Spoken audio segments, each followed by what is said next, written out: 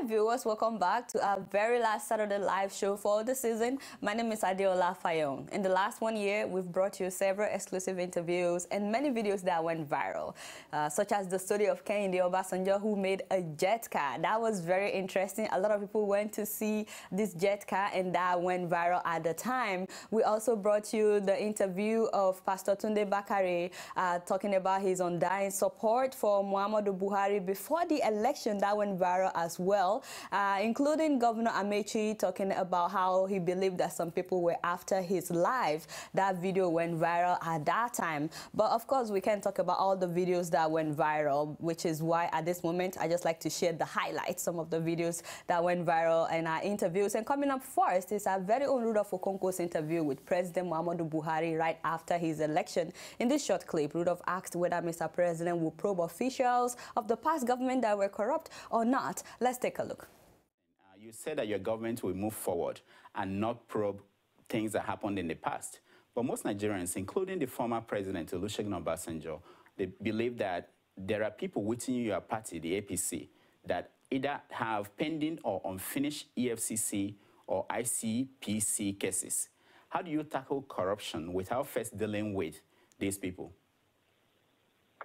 Well, how I wish you have made some research before answering this question. What I have always said is that what is in the pipeline, what is with the judiciary, the government will not tamper with it. But to become embroiled in investigating every ministry, every private status, then the government will have no time to move forward. But what's in the pipeline and EFCC and the ICPC are constitutional. Whatever is before them is part of what is in the pipeline to the judiciary. That has to be dealt with by the judiciary. This is what I have said. Yeah, that was very interesting. Make sure you watch it if you've not seen it. Hopefully, we'll get to interview Mr. President again in the future. But the very next video coming up is Sahara TV's exclusive interview with the Vice President, Professor Yemi Osinbajo, also after the elections. In this video, he talked about the massive debt inherited by this new administration. Let's take a look. Inheriting a debt of like $60 billion, and it looks like the finance minister or the finance ministry is not agreeing with you. What do you have to say about that? Well, you know, typically, you know, there's a lot of denial going on, but this is self-evident. I don't think there's any questioning the facts. I mean, as a matter of fact, the total is in excess of 60 billion. You know, that's the truth. It's in excess of 60 billion. As of 2014, end of 2014, it was 60 billion. I think there's an additional 2 or 3 billion. You know, that's the honest truth. I mean, there's no question about that. And I don't really think, I mean, sometimes people might want to split hairs on how the debt was acquired, you know, and what happened and all of that. But the truth of the matter is that we're inheriting well over $60 billion in debt. That's what the General Buhari, that's what the Buhari administration will be inheriting, well over $60 billion in debt. Wow. Now, the interesting thing is finding out that the debt that Nigeria has is even it's bigger than what the Vice President talked about in that video, just finding out all the other debts that we have. Now, another video that Sahara TV that went viral this year was our encounter with Zimbabwe's President Robert Mugabe. In this video, I got to ask Mr. President when he would step down after 35 years in power. Let's take a look. President, I know he can hear me. Yeah, you're pushing me, sir. You're pushing me. Sir, don't you think it's time to step down, sir? It's okay. Sir, don't you think it's time to step down? Pardon.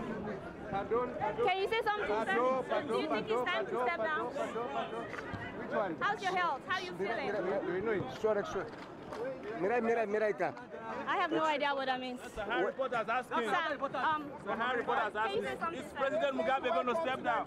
Don't you think? Wait. So you can rap? Okay. It's time for Mugabe. You want to ask questions? You want to ask questions about Mugabe? Sir, when will there be change in Zimbabwe, sir?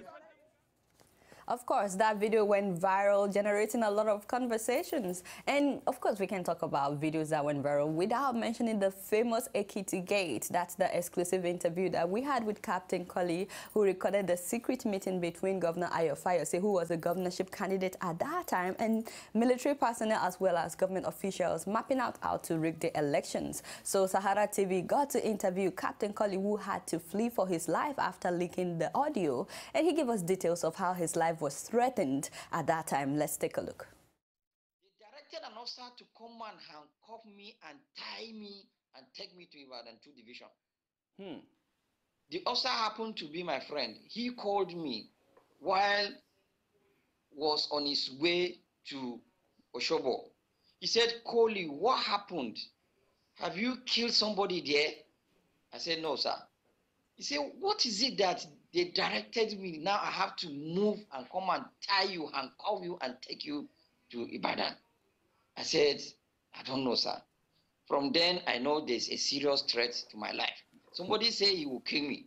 Somebody in the morning was telling me somebody was upset.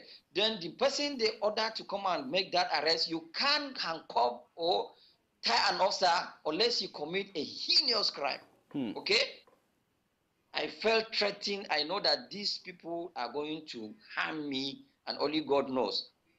From there, I told them, "Gentlemen, I want to ease myself."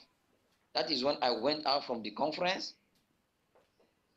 entered my vehicle, all my things, my belongings, my uniform, my any other thing, my laptop, the operational orders, everything about the election, and all the information I had was in my system and my files because they were all there. I have to run. Wow, what an ordeal. Also this year, Sahara TV got to interview the governor of Edo State, that's Governor Oshiomhole. And he had some choice words for the former finance minister, that's Dr. Ngozi Okonjo-Iweala. Let's take a look at what he said. People ask the question, how come each time issues of corruption and abuse or diversion of funds is raised, Minister Ngozi was the first to defend, rather than show cause and have open mind. Remember when the CBN governor, who you can't dismiss. You might say, I'm not a finance minister, but the CBN governor should know. He talks about huge billions of dollars diverted. Ngozi was quick to say, no, it's not 40 billion. It's only 10.8 billion dollars. If that is offensive to good conscience.